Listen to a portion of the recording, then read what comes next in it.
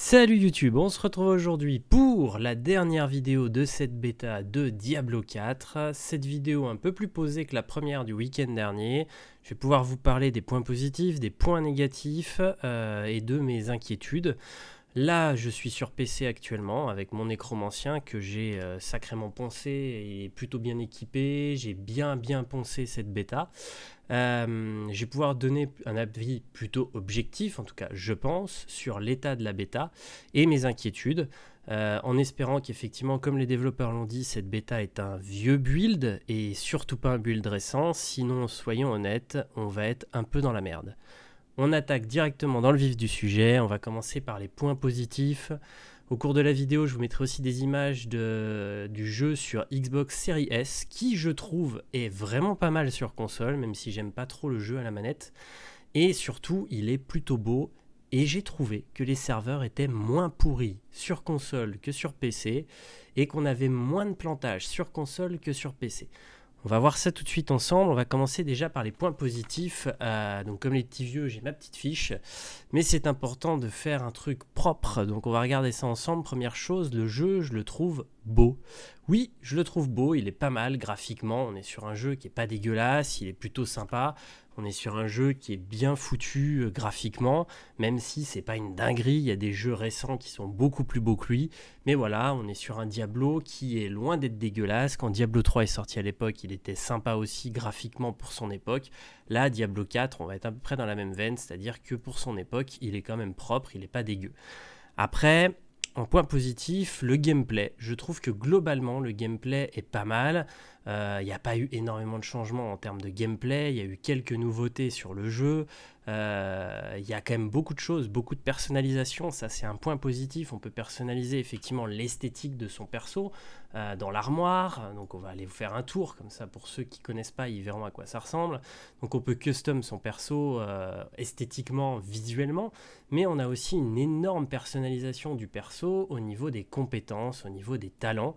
Dans la bêta, on n'a pas eu accès à tout, bien évidemment, mais on a déjà un bon ressenti de ce que ça va donner. Quand on regarde effectivement les spells, ça ne change pas grand-chose par rapport à Diablo 3, on n'a pas un choix de folie. Par contre, quand on va sur les compétences, là, ça change tout. On se retrouve avec un arbre de compétences qui est loin d'être dégueu, il est plutôt balèze, on a un choix qui est assez énorme, et ça va permettre, je pense, d'avoir quand même quelques spés viables différentes. Il y aura toujours, comme je le répète à chaque fois, une sorte de méta sur Diablo, c'est une obligation, mais si les développeurs font un bon taf d'équilibrage, on pourra peut-être voir 2-3 spés par saison, par classe, qui tiennent la route et non pas qu'une seule, donc à surveiller en tout cas de ce côté-là. Au niveau du lore, j'ai été plutôt satisfait, j'ai fait pas mal de quêtes secondaires, il y a une quête secondaire que j'ai adorée. Pour ceux qui vont encore jouer ce soir et demain, je vous montre à peu près où elle commence dans mes souvenirs. Cette quête secondaire, elle commençait ici, on avait une quête à l'intérieur là, et franchement j'ai bien aimé. Il y avait une longue suite de quêtes secondaires. On suit l'histoire d'une sœur et c'est assez intéressant et j'ai beaucoup aimé ce genre de quête. Je trouve que ça apporte du lore mais de qualité. Je vais m'expliquer. Pour moi, je trouve que l'histoire de l'acte 1 est pas mal. On permet de découvrir effectivement ce qui se passe, mais c'est pas une dinguerie non plus. Soyons très clairs, l'histoire de l'acte 1, elle est un peu fade, elle est un peu rapide. C'est assez rempli de raccourcis en nous. Rien d'extraordinaire, en même temps c'est un Diablo, l'histoire, il y a des jolies cinématiques en début et en fin d'acte, on a plein de petites cinématiques là au milieu, mais autrement c'est vrai que voilà, l'histoire de Diablo en général, il n'y a pas grand chose autour. Là on a pas mal de quêtes secondaires et ça c'est plutôt cool. Ensuite, dans ce que j'ai plutôt apprécié, il y a les nouveautés. Alors les nouveautés, on y est. Il y a les élixirs, il y a les potions. Les potions sont gérées complètement différemment, comme vous pouvez le voir. On peut améliorer notre potion de soin. On va pouvoir avoir plus de potions de soin sur soi. On va avoir des élixirs, et ça c'est vraiment cool, avec des buffs de 30 minutes. Il y a des buffs d'XP, il y a des buffs de résistance, il y a des buffs qui augmentent la vitesse d'attaque. Donc ça, c'est vraiment un plus, je trouve, pour Diablo. Ça apporte pas mal de choses. On va avoir dans les petites nouveautés, alors nouveautés entre guillemets, c'est-à-dire qu'ils ont récupéré pas mal de choses qu'on avait sur Diablo 3 avec le cube de canaille, mais en tout cas il y a quelques trucs sympas qu'on découvre, par exemple voilà, ici, on va y aller tout de suite, je vais vous montrer à quoi ça ressemble. Donc on a l'occultiste où là on va retrouver notre codex où on débloque effectivement des sorts selon les donjons qu'on a fait, qu'on va pouvoir mettre sur nos armes. On a aussi la possibilité d'enlever de nos armes les talents légendaires pour pouvoir, de nos armes ou de nos objets, hein, les talents légendaires pour pouvoir les greffer sur d'autres objets, et ça c'est vraiment cool. Voilà, pof, si je le fais là je récupère ce talent légendaire et je pourrais le mettre sur une arme, donc ça c'est plutôt sympa. Ensuite on a effectivement donc l'occultiste qui a eu comme cette amélioration là. On va retrouver le joaillier par contre qui pour le moment on voit pas grand chose, on a accès qu'aux premières gemmes, donc je suppose qu'il y aura d'autres qualités de gemmes, hein. J'espère qu'on va pas rester qu'à cette qualité de gemmes qui apporte pas grand chose, elles sont niveau 20 requis, donc il y aura certainement d'autres qualités de gemmes. On a la possibilité de créer des chasses dans les objets.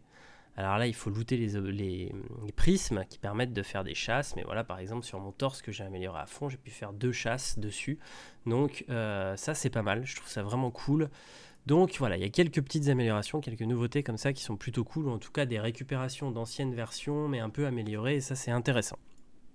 Côté négatif. Alors là...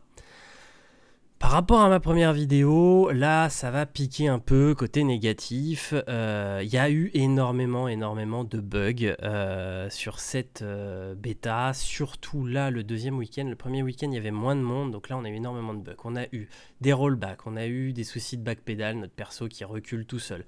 J'ai eu des chutes de framerate monstrueuses. Là je vous montre, voilà mes FPS en bas, on est à 75 FPS là en constant. Je suis en configuration moyen plus avec une résolution en 2K et je tiens normalement les 75 tout le temps. Malheureusement, vu la gueule des serveurs, et ben des fois j'ai des drops, mais à des endroits complètement incongrus. C'est-à-dire que je peux être avec 200 mobs complètement en train de sortir tous mes squelettes, de tout défoncer, je reste à 75 FPS et d'un coup, tu sais pas pourquoi, tu te balades dans une grotte et pof, 20 FPS toutes les 10 secondes, ça rechute et tout, c'est la misère. Donc le jeu rame, clairement, il n'est pas opti du tout.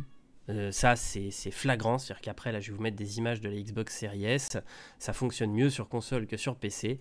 Le jeu n'est pas opti tout simplement parce que mes drops de FPS, alors que le PC il utilise à peine 50% de sa performance. Quand je vais regarder où en est mon PC, j'utilise même pas 50% de ma RAM, même pas 50% de mon pros et pas 50% de mon GPU. Donc il faut m'expliquer à quel moment ça rame, et quand je passe en mode full qualité, là j'ai des drops en permanence alors que le PC est utilisé aux alentours de 70%. C'est incompréhensible, il y a vraiment un boulot à faire là-dessus, j'espère en tout cas qu'ils vont faire quelque chose, sinon ça va vraiment être la merde. Au niveau du GPS, parce qu'on a un GPS dans le jeu, on peut tout simplement voilà, taguer les zones où on veut aller et il nous emmène. J'ai repéré énormément de bugs, c'est-à-dire que quand vous mettez une zone comme ça, il va normalement vous mettre le chemin le plus court. Malheureusement, il y a des fois où il vous fait passer par des montagnes, ce qui n'est pas possible. Il y a des fois où, en début de game, et ça c'est complètement idiot, le jeu pense que c'est la map qui est débloquée après, quand vous avez fini le pseudo-didacticiel, on va dire, ce qui fait qu'il vous fait passer par des zones où vous ne pouvez pas passer actuellement. Comme ici, on a une zone avec le cimetière où on peut grimper directement. Non, c'est dans celui-ci, voilà, ici. Là, on peut passer de là à là. Voilà, comme là il me l'indique, hein, je peux passer, et ben au début du jeu on ne peut pas passer ici, on n'a pas la possibilité, et pourtant quand on utilise le GPS il nous le dit, donc ça pue un peu, il y a quand même pas mal de petits couacs comme ça, et ça c'est vraiment dommage, je trouve qu'il y ait encore des petits bugs de merde dans ce genre là. Et je vais revenir sur 2 choses qui m'ont été dites en commentaire sur la première vidéo, et une troisième où là j'acquiesce moins, mais en tout cas sur les 2 premières choses sur lesquelles j'acquiesce à 100%, c'est les globes de vie. Les globes de vie ne vont pas vraiment avec le jeu, je trouve. Ils n'ont pas une esthétique qui correspond au jeu. Ça fait assez bizarre. On a l'impression qu'il y a un truc qui pop comme ça et qui n'a rien à foutre ici. Donc ça, c'est un peu triste. Et la deuxième chose, c'est la caméra. Je suis plutôt d'accord pour dire que la caméra est trop proche. On va le voir tout de suite ce que ça donne sur Xbox. Donc voilà, là on est sur les images de la Xbox, comme vous pouvez le constater, la caméra est un peu plus éloignée, en tout cas sur une grande télé, clairement C'est ultra confort, le jeu bug moins, il y a moins de lag, ça saccade moins, il y a quand même un peu plus d'avantages. Après, c'est pareil, je préfère l'interface sur console, je trouve que c'est plus sympa d'avoir effectivement nos données, la vie, que d'un côté. Sur PC, ça bouffe pas mal de place en fait en bas au milieu de l'écran, et d'ailleurs l'interface c'est très grosse, ce qui fait que déjà avec cette vue zoomée plus l'interface grossie, on perd, je trouve, en visibilité, surtout dans les gros combats. Ça, c'est un reproche qui leur a été pas mal fait. J'espère en tout cas qu'ils mettront au moins une distance de caméra supplémentaire et peut-être la possibilité de réduire la taille de toute, on va dire, l'interface en général. Globalement, j'ai fait un peu le tour de ce que je pensais du jeu.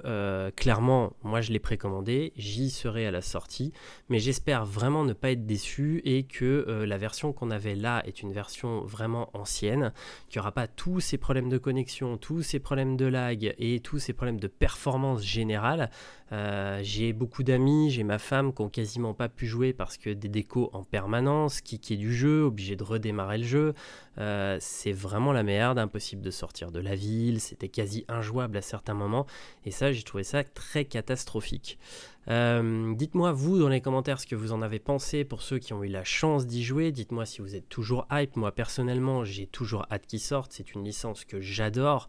Par contre c'est vrai que si les devs nous ont menti et que le jeu sort en l'état, on va sacrément être déçu et on va être sacrément refroidi. Je vous dis donc à bientôt pour de futures vidéos sur Diablo 4, mais ça sera pas pour demain, on va attendre le mois de juin. Salut tout le monde!